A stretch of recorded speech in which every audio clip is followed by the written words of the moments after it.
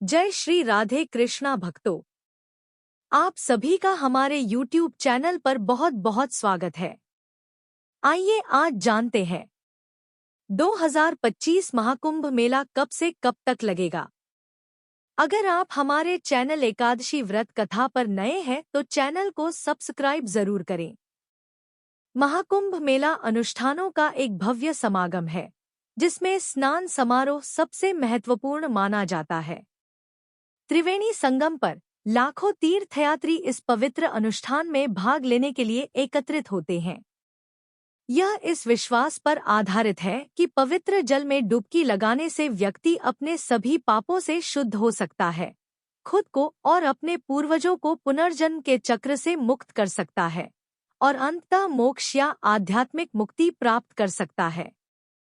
स्नान अनुष्ठान के अलावा तीर्थयात्री पवित्र नदी के तट पर पूजा अर्चना भी करते हैं और विभिन्न साधुओं और संतों के नेतृत्व में ज्ञानवर्धक प्रवचनों में सक्रिय रूप से भाग लेते हैं।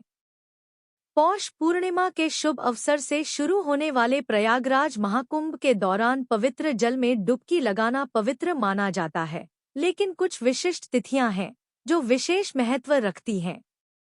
इन तिथियों पर संतों, उनके शिष्यों और विभिन्न अखाड़ों, धार्मिक आदेशों के सदस्यों की शानदार शोभायात्राएं निकलती हैं। वे शाही स्नान के रूप में जाने जाने वाले भव्य अनुष्ठान में भाग लेते हैं, जिसे महाकुंभ मेले के आरंभ का प्रतीक राजयोगी स्नान भी कहा जाता है। राजयोगी स्नान कुंभ मेले का मुख्य आकर्षण है और उत्सव के शिखर का प्रतिनिधित्व करता है। महाकुंभ 2025 एक पवित्र तीर्थयात्रा और आस्था का उत्सव है जो दुनिया के कोने-कोने से लाखों श्रद्धालुओं और यात्रियों को अपनी ओर आकर्षित करता है। जब आप इस असाधारण यात्रा पर निकलेंगे तो आपको ऐसे कई आकर्षण देखने को मिलेंगे जो महाकुंभ को वाकई एक अनोखा और विस्मयकारी आयोजन बनाते हैं।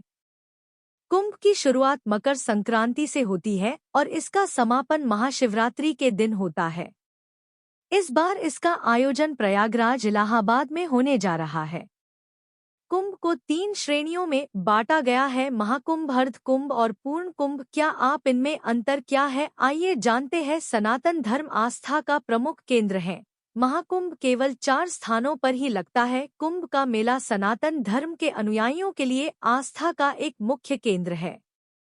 आने वाले साल यानी 2025 में सोमवार 13 जनवरी से इसकी शुरुआत होने जा रही है, जो बुधवार 26 फरवरी 2025 तक चलने वाला है।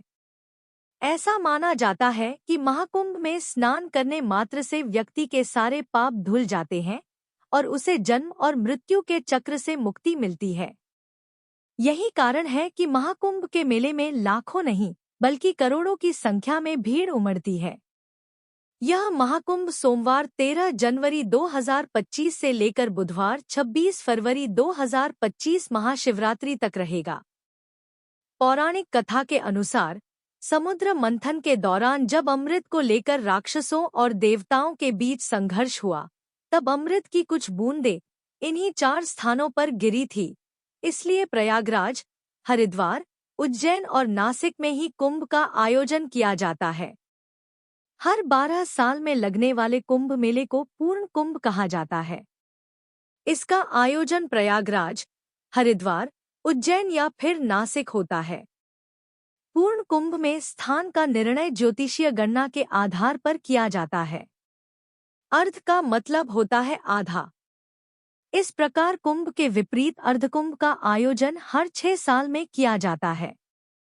इसका आयोजन केवल 2 स्थानों प्रयागराज और हरिद्वार में होता है और महाकुंभ का आयोजन हर 144 साल बाद किया जाता है।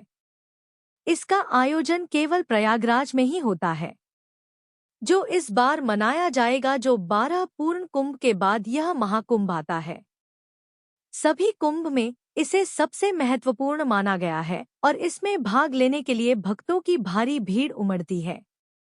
यह दुनिया का सबसे बड़ा सार्वजनिक समागम और आस्था का सामूहिक आयोजन है। इस समागम में मुख्य रूप से तपस्वी, संत, साधु, साध्वियाँ, कल्पवासी और सभी क्षेत्रों के तीर्थयात्री शामिल होते हैं। कुंभ मेले में सभी धर्मों के लोग आते हैं, जिनमें साधु और नागा साधु शामिल हैं, जो साधना करते हैं और आध्यात्मिक अनुशासन के कठोर मार्ग का अनुसरण करते हैं। सन्यासी जो अपना एकांतवास छोड़कर केवल कुंभ मेले के दौरान ही सभ्यता का भ्रमण करने आते हैं।